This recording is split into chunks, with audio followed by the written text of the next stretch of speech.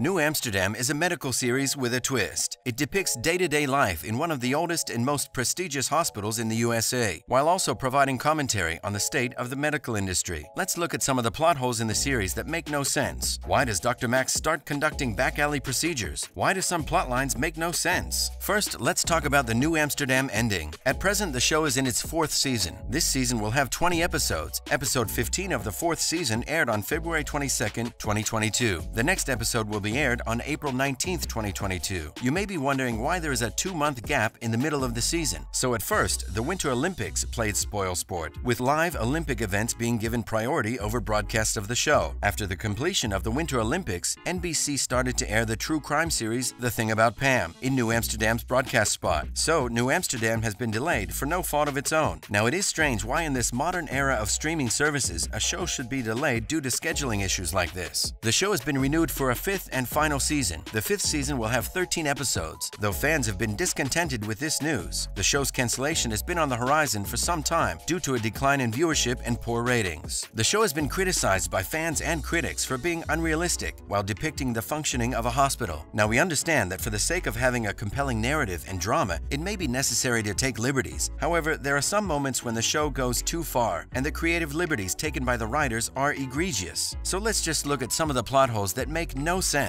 First, we start off with Dr. Max, who is the new medical director at the New Amsterdam Hospital. The show revolves around Dr. Max and his efforts to single-handedly change the medical industry. Though his mission is certainly admirable, there are multiple questionable decisions that Dr. Max takes during his time as medical director. During the first ever episode of the series, Dr. Max, our protagonist, fires the entire cardiac surgery department. The cardiac surgery department was a rather profitable department, and then Dr. Max goes on to preach how a department that places billing above patient care would be terminated. New Amsterdam Hospital is depicted as a hospital that is underfunded. Firing a profitable department when you're struggling for funds is definitely a strange decision. Given that cardiac procedures and surgeries tend to be complicated, it would be understandable why the profit margins on cardiac surgery would be high. Fans were also wondering what a patient who is scheduled for cardiac surgery would feel like. Would a patient appreciate having a possibly life-saving surgery being rescheduled at the whims of a medical director? Moreover, hospital employees like doctors, nurses, technicians tend to have employment contracts. In case of a mass firing situation like the one we see on the show, it would leave the hospital with a host of employment-related liabilities like severance payments, etc. Further, all these employees could initiate legal action for being dismissed in an unfair manner. Dr. Max also decides to hire 50 attendings or trained physicians to stop relying on residents, which causes concern for the resident doctors. Fans have pointed out that the show is extremely inaccurate in its depiction of the residency system. A hospital requires an ample number of residents to function properly and fulfill its purpose as a teaching hospital. Dr. Bloom, who is a physician at the emergency department, suggests that the hospital get rid of the ER waiting room. Dr. Max agrees to this suggestion. This is another harebrained idea that doesn't really help. It would be another matter if the hospital decided to increase the number of available beds and hire more staff to improve the efficiency of the ER. Removing the waiting room serves no purpose. All these factors would make Dr. Max's decision a definite head-scratcher. In Season 4, we see the relationship between Dr. Max and Dr. Helen progress. When Dr. Helen gets a job in the United Kingdom, Dr. Max leaves New Amsterdam Hospital to join her in the United Kingdom. Interestingly, he doesn't have a job or a plan, yet he decides to move in with his young daughter. After spending a few episodes in the United Kingdom, Max returns to New Amsterdam. He sees that things have taken a turn for the worse in his absence under the new administration. He then changes course and decides to stay back in New York to restore things at New Amsterdam. In real life, no matter how passionately you believe in an organization, people don't just go back to a job they left, especially after they relocated to a new country with their kid. Also, Dr. Max doesn't have a job at New Amsterdam anymore, so it has to be seen how he can affect any changes. From how the story is developed, it seems unlikely that he would be rehired at New Amsterdam. In fact, the new administration is brought into place because of the financial mess created by Dr. Max. This, again, lends credence to how unlikely it is that Dr. Max would be rehired. Next, back-alley treatments and Dr. Max. So, when Dr. Max is in the United Kingdom, he sets out looking for a job. In Season 4, Episode 13, titled Family, he ends up practicing medicine despite not being employed as a doctor. Dr. Max meets a cab driver who seems to be suffering from osteoarthritis. Dr. Max offers to treat him and says he would need supplies. Then he goes and steals supplies from a clinic. The good doctor then goes to his patient's taxi cab and starts draining fluid from his knee. He then realizes that he needs more supplies and proceeds to steal supplies from the clinic again. Dr. Max comes back and continues to administer treatment. treatment. Later, the cabbie brings his friends who also suffer from this issue for treatment. It is surprising that a doctor who believes deeply in caring for his patients would agree to conduct procedures in non-sterile environments like the back seat of a taxi. In another random incident, Dr. Max meets a person in a park. It seems like this person has a jock itch, so Max prescribes certain medicines. After the patient consumes the medication, the patient returns, but he has all the symptoms of drunkenness. However, the patient claimed to not have consumed any alcohol, so our good doctor prescribes that the patient should go have a drink.